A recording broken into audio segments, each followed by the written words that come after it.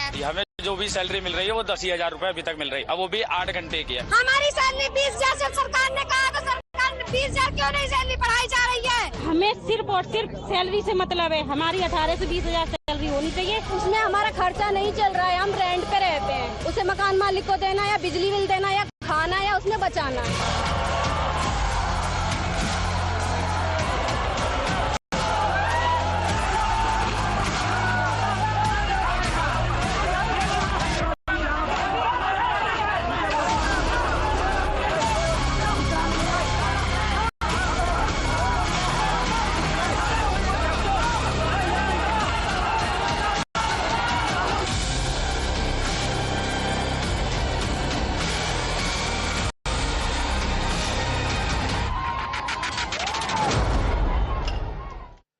Good evening. You're with Blueprint Explosive Exclusive. I'm Madhav Gopalakrishnan. Viewers, with this story, we want you to pause and take a closer look. Frame by frame, the visuals reveal what unfolded on Monday morning in the heart of Noida's Phase 2 industrial belt, where a routine protest quickly spiraled into scenes of chaos, tension, and large-scale disruption. In a major breakthrough, top sources within the UP police have revealed that the violence was a meticulously orchestrated conspiracy, as per them. Now, why are they saying this? They're saying this because of the CCTV footage that has been accessed, and now Times Now is also showing you the same, which demonstrates that there were mass protesters barging into an area with full force. Multiple visuals indicate that there was targeted disruption and there was a clear attempt to damage surveillance systems as CCTVs were also under attack.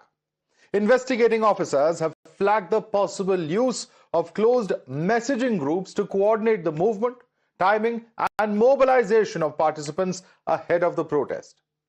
Now, Times Now has accessed the Gurugram accused WhatsApp chats, revealing a step-by-step arson blueprint allegedly unleashed across multiple industrial belts in Noida. This is a conspiracy to deploy petrol bombs that has been discussed. There are calls to torch companies as well as calls to assault managers. Conspiracy to attack individuals also being discussed, as well as a plan to strike at night. Listen into this reaction. CCTV में देखा गया है कि CCTV को target किया गया है face cover करके। आपको लग रहा है कुछ ऑर्गेनाइज्ड है, कोई ऑर्गेनाइजेशन जो उसके पीछे है, या इट वाज ऑल मैन्युफैक्चर्ड? किस तरह से था ये? देखिए, जो प्राइमा फेसी इन्वेस्टिगेशन में बातें आ रही हैं, उससे ये लग रहा है कि ये कुछ कोई ना कोई इसके पीछे है, कुछ ऑर्गेनाइज होकर इस प्रकार के लोग वर्कर्स को इंस्टिगेट करने के लिए उकसाने का प्रयास कर रहे हैं। हम लोग उनके काफी निकट तक पहुंच चुके हैं, आइडेंटिफाई कर रहे हैं, और उनके खिलाफ भी हम लोग कठोरतम कार्रवाई करेंगे। पिछले कुछ दिनों में 3-4 दिनों के अंदर ही ऐसे बहुत सारे फर्जी ट्विटर हैंडल्स या अन्य सोशल मीडिया के अकाउंट्स बनाए गए हैं, जिसके माध्यम से लगातार श्रमिकों को उकसाने, वायलेंस करने के लिए, फैक्ट्रियों में आगजनी करने के लिए, पुलिस के संग भिड़ने के लिए उकसाया जाता रहा है। इसमें कुछ ऐसे भी कल 2 अकाउंट्स पता चले थे, जिसमें से कुछ तो बॉट हैं जो जेनरिक कमेंट डाल रहे हैं। इसका मतलब यह है कि संगठित रूप से पीछे से कोई कॉल सेंटर चला के या तकनीक का यूज करके इस तरह के ग्रुपों को उकसाने का काम कर रहा है। कई ऐसे पिछले 2 दिनों में व्हाट्सएप ग्रुप श्रमिकों के बनाए गए हैं, जिसमें QR कोड स्कैन करके और उनको व्हाट्सएप में ग्रुप में ज्वाइन कराया जा रहा है। इसका मतलब सिस्टमैटिक रूप से पीछे से काम करने वाला एक संगठित गिरोह है। And what began yesterday as a protest led by factory workers is no longer confined to industrial zones. Today, the agitation has clearly expanded, spilling into residential societies with domestic help and security guards also joining in allegedly. These protests have spread across multiple sectors in Noida, from Phase 2 to Sector 70, Sector 121 and Sector 63 of Noida. At the core of the protests remain workers' demands. Laborers say that rising inflation and cost of living have made wages unsustainable, triggering widespread anger. The first demand is that there should be an increase in monthly wages. The second is that payment for overtime work should be adequate. Regulation of shift timings is another demand that they have made, and they also say that there is no irregular wage disbursements that are taking place. They've also sought better working conditions and that labor welfare improvements be put into place. But even as the probe expands, the political battle over the Noida violence has intensified, with competing claims over whether this was a conspiracy or a consequence of economic distress. कुछ लोग उस शांति को समृद्धि की ओर बढ़ने से रोकने के लिए अशांति पैदा करने के भी षड्यंत्र कर रहे हैं। मैं अपील करूंगा सभी औद्योगिक इकाइयों में कार्यरत कार्मिकों से और औद्योगिक इकाइयों में कार्यरत श्रमिकों से भी, याद करिए ये डबल इंजन की सरकार आपके साथ कैसे खड़ी होती है। कोरोना कालखंड में आपने देखा होगा। और अब मुख्यमंत्री कह रहे हैं कि बहुत बड़ी साजिश है इसमें। सवाल ये है कि अगर साजिश है तो उनका इंटेलिजेंस कहां चली गई थी? ये साजिश जो बता रहे हैं वो अपनी नाकामी छिपा रहे हैं। Rahul Gandhi has also launched a sharp attack over the Noida protest, calling it a final cry of workers that has gone unheard. He says that rising inflation is choking the poor, while wages remain stagnant, pushing workers into deeper distress, calling it the real face of Viksit Bharat. Rahul Gandhi alleges that the system is failing those at the bottom, even as those close to power remain protected. He adds that the burden of economic policies is falling disproportionately on the poor, forcing them to take to the streets. Now, two narratives now run side by side. One of the workers demanding better wages and conditions. The other of a possible coordinated effort that escalated the unrest. The visuals raise questions and the investigation will give us some answers. But the big question that still stands is that was this just anger or was it organized? Let's quickly take this across to Priyank, who's joining us. Priyank, the WhatsApp chats that you've accessed, they show that there is some amount of planning, an intent of carrying out acts of violence, attacking companies, attacking managers, so on and so forth. Take us through which exactly is this WhatsApp group and what are the police saying about the linkages of this and the violence we saw in Noida? See, Madhu, the situation was changing since 10th, and the workers started demanding, and there was a mild altercation which happened in Noida also in between the local workers and the local police. Similar kind of situation was also there in Gurgaon. What happened yesterday on Monday morning was subtly showing a particular pattern, because what senior officials have told it to us, that those people who were doing arsing at several locations was from the same group. It was not like random protesters were going to different locations and doing arsing.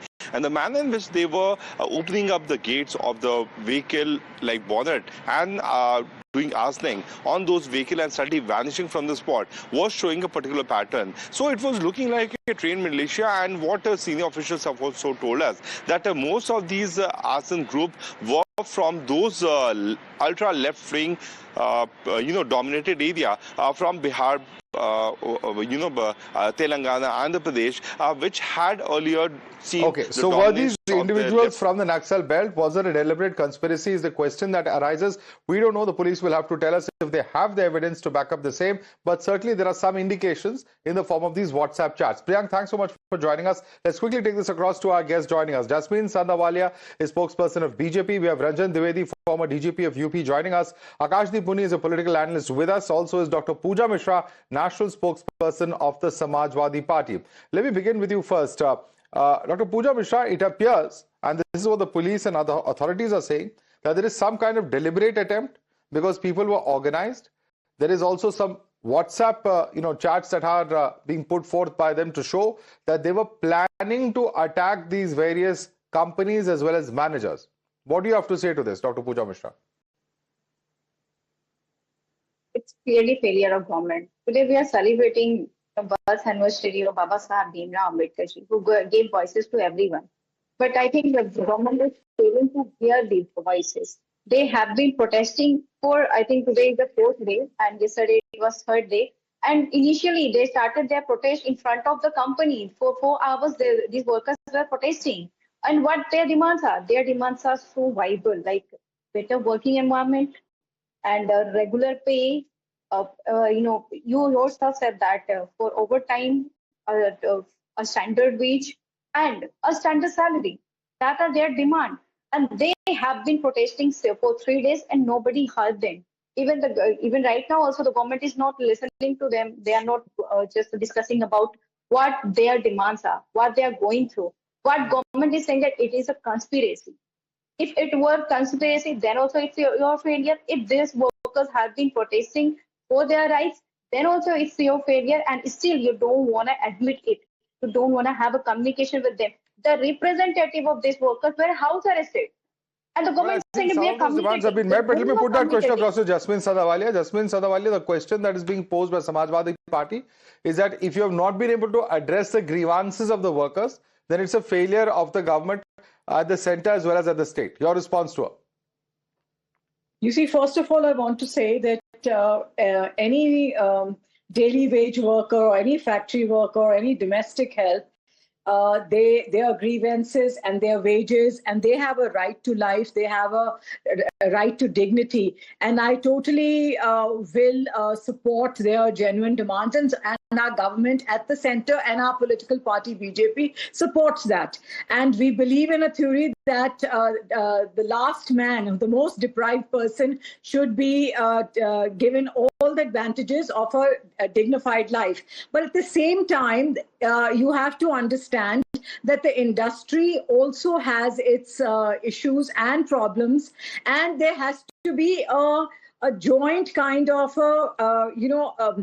an ability to between the unions and the industry to sit and talk about it. This has always happened wherever there is the working class and there's industry, and where people are working, people have grievances. When the Samaj Party, Dr. Pooja said that it is the government's failure, I would say that it is not the government's failure. The government was very prompt. The police force was very, very prompt. And if you see the response of the people who were living in that building and where they were attacked, one Dr. Oberoi has in fact put up a very nice article on the blog that he was very impressed by the UP police, which came and very decisively came and protected them. So I did not interrupt you, ma'am. Let me say my pitch. I did not. Okay, let me bring in some other panelists as well. There are two other panelists who have not yet spoken, but the question still remains about why. That person is praising government. Congratulations. One second. Pooja Mishra, I understand your point of view. You will get a chance to put across your point of view. The two other panelists who have not yet spoken. Akashdeep Muni, do you agree with the BJP spokesperson who says the government reacted in time and they ensured that the law and order situation does not get out of hand? Do you agree? No. Madhavji, Noida protests were organic, and it was triggered by genuine worker grievances over stagnant minimum wages and a clear disparity with neighboring Haryana, where the same BJP government is there, where a recent hike has been implemented. Factory workers in Noida industrial area demanded simple things: wage revision, weekly off, overtime pay, bonuses, job security, safety measures, citing rising living cost. The immediate spark was Haryana's April 9, 2026 notification revising minimum wages by 35%. Just imagine this created a visible gap between somebody earning in Haryana and in Noida. For example, unskilled workers in Haryana now earn 3,907 rupees more. Let me come in 1 minute. I don't think there is any debate about workers demanding what is their due. Perhaps they deserve more. I'm not going to get into that debate. I'm not even going to attempt a debate because I don't think that's what we are debating right now. What we are debating is taking the law into their own hands. Do you agree with them? The way they've smashed police cars, they've beat up media, they're burning vehicles, they're thrashing and abusing. You can see those pictures about how mobs are turning violent, picking up managers and beating them. In a democracy, everybody has a right to protest. But is this the way to protest? See, Madhavji, definitely this is not the way to protest. Violence is never a case. But we should always remember that still now there is no conspiracy angle, there is no evidence of conspiracy angle. Just imagine, just remember that 2021 farmer agitation, there was saying that Khalistani influences were there. Till today, there is not a single charge sheet where Khalistani element is said. So, till the investigation closes down, we should not jump to conspiracy angle. Well, this is what the police is saying. Well, let them prove it in a court of law. But ultimately, let me bring in Mr. Ranjan Dwivedi. He's a former DGP UP. Mr. Ranjan Dwivedi, Akashdeep Muni says there is not enough evidence of any conspiracy. We've seen it in the past during farmer protests when there were a lot of talks about conspiracy of various groups, including Khalistani groups, backing them. And he says none of that was finally proved in any court. Your response to him? Madhavi, thank you very much for the invitation to this little discussion. And on a very important issue. The first two macro things I'd like to point out. One is that groups of people who toil and do manual labor are extremely difficult to handle, and that's labor and the kisan, the agricultural worker, where police have to exercise a lot of restraint, and even everybody exercises restraint. Why? Because the sympathies are with these poor people. So that is one. Second thing is, we have to understand that the interest of the industrialist and the worker is actually the same. Unless you have industrial peace, investment won't come in. If investment doesn't come in, opportunities for jobs will not be created. And the area, if it becomes poorer, then naturally productivity will be lower, and therefore the workers will suffer, and so will the industry suffer, and the capitalists will suffer, and the entire state suffers. Second thing we must understand is that, you see, the labor acts, they are actually in the concurrent list. The center can legislate, the states can legislate, and the effort usually is to have some relationship with the productivity. Now, having said that, coming to the point that my eminent panelist, Mr. Kashdeep, mentioned, this configuration coming up all of a sudden, despite talks being held, that it's a little surprising. And if it did happen, then I think at some point in time, the intelligence with the police should have been much better. The way to handle law and order is that when groups start collecting, the finesse lies in addressing it at that point in time and arresting the ringleaders immediately. When you have 1,000 people, then you can't control. You can't control any group which is perceived as poor and having a justified cause. And students, for example, when there are 1,000. All right, I think we lost that audio line with you. Yeah. That's how you handle law and order. Okay, let me take that question across to BJP spokesperson, because here you have somebody who's handled law and order at the highest level, Jasmine Sadwala, and he's himself saying that you have to nip it in the bud. And that's the proper way to tackle law and order. So while you may be giving a certificate to the state government, the fact is that for the second day running now, we are hearing reports of violence coming out of Noida.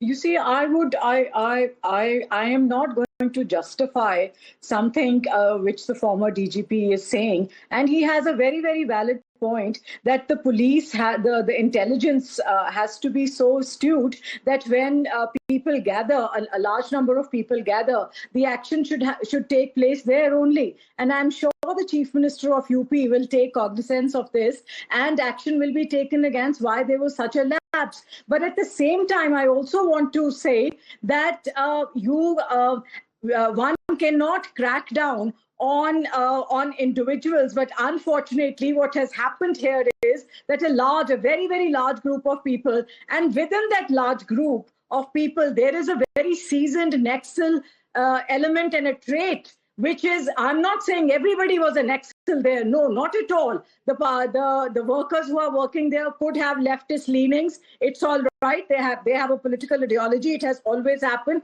But at the same time, within that large group, there is a segment of people which is spearheading this moment and which wants to take political mileage. And anybody who has covered politics will understand that political parties do take advantage of these segments which trigger this kind of violence. Are you accusing the Samajwadi Party of doing that? What are you saying? I'm not accusing any particular party. I'm not accusing any particular party. So who's taking advantage according to you? But at the same time, I'm saying that you cannot deny that there are political implications and interests when such incidents happen. So that's the big question. Whose implications are you talking about? Are you calling out Samajwadi Party, which is your biggest opponent? I repeat myself again. I am not accusing any particular party. I am generically saying that this, and the former DGP will Dr. Pooja Mishra, respond to that. Is this a situation which is politically being taken advantage of? Because even there are, some suggestions coming in from the investigators that there are those associated with the extreme left who could perhaps be, and perhaps from those who come from the entire Naxal belt, who could be behind these protests. That is a point of view being expressed, and you heard that on the show earlier as well. Respond. This protest has been running I think today is the 4th day. On the 12th of April, the union vice president, the labor union vice president, the president, and the secretaries were house arrested. Why they were house arrested? There was a need of, they are the people who can handle this worker. You house arrested them and you are saying that now they are protesting in violence way. It triggered, escalated the violence. Then with whom you are having the conversation? They are the people. Just before me, the DGP, he spoke, he said that they are, the workers are very extremely, it's very extreme to handle these workers, the bottom workers, the farmers. Why? They need a leader, and you house arrested those leaders. Now you fail to maintain the law and order, and today is the second day. Again, the violence is ongoing, and you are failing on it. And there's one more problem. The workers said that we were protesting for 4 hours in front of factory. We started our calm protest on the road as well, but no media come to us. Okay, we'll have to leave it there. We'll have to leave it there. Our protest escalated, violence happened, more media started covering us. Then people started hearing us. They have this complaint as well. You want to respond to that, Jasmine? Well, I would. I will again repeat myself that if you look at the history between the factory worker and the capitalist, there is always an issue. There is always an issue, and I support the workers. Their demands before. When the inflation happened, why didn't you think about that, workers? As everyone knows, the inflation is very high presently. But you didn't think about. You are not listening to me, Dr. Pooja. I began my debate by saying that I agree. The parties were not taking the responsibility. We don't have to shout each other down. Let's reason it out.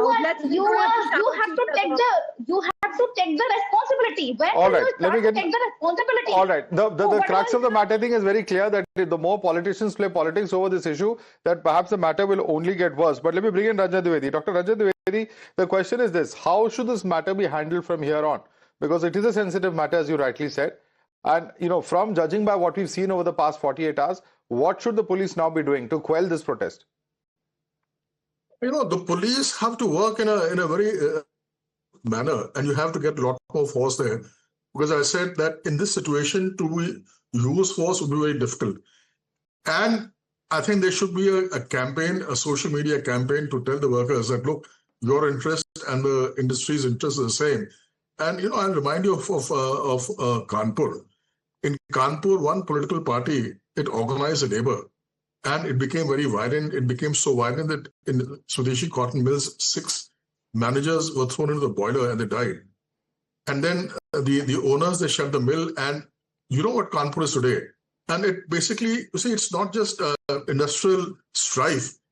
Any social problem that comes up, it's not X party, Y party, all parties who try to, which are in opposition at that point in time, would like to instigate that and, try to blow up the situation. And after all, what are they for? Well, what will we see in terms of the politics arising out of this? Massive politics being played out, no doubt. We saw the statements coming from various political leaders.